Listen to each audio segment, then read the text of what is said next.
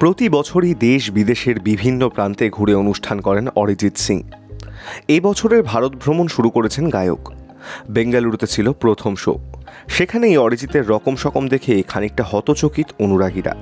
কেউ কেউ তো রীতিমতো শাহরুখের সঙ্গে তুলনা করে বসলেন গায়কের।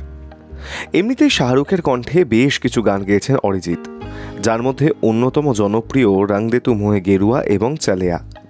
প্রথমটি দিলওয়ালে এবং দ্বিতীয়টি জওয়ান ছবির গান। শাহরুখ খান নয়নতারা অভিনীত ছবি এই গানের হুক স্টেপ অনুরাগীদের চেনা। এবার মঞ্চে গাইতে গাইতে সেই নাচও নেচে দেখালেন অরিজিৎ। বেঙ্গালুরুর অনুষ্ঠানে যে শুধু এইটুকুই চমক ছিল তা নয়, অরিজিৎকে হঠাৎ যেন নাচে পেয়েছিল। একের পর এক গানে নেচেছেন তিনি, কখনো বলিউডি গান, আবার কখনো ভাংড়া, আবার কখনো অনুরাগীদের দিকে এগিয়ে দিয়েছেন গোলাপ। একেবারে শেষে ফিরে গিয়েছেন বাংলায়। বোঝে না সে বোঝে না দিয়েই শেষ হলো অনুষ্ঠান। আসলে বেঙ্গালুরু এখন দ্বিতীয় কলকাতাই বলা যায়, অন্তত চাকুরিজীবী বাঙালির বাসস্থান হিসেবে।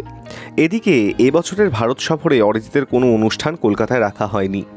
তবে গায়কের নতুন এই অবতার দেখে কেউ কেউ শাহরুখের নাচের সঙ্গে তুলনা টেনেছেন তার, কেউ কেউ আবার কটাক্ষ করতেও ছাড়েননি। Hi news network.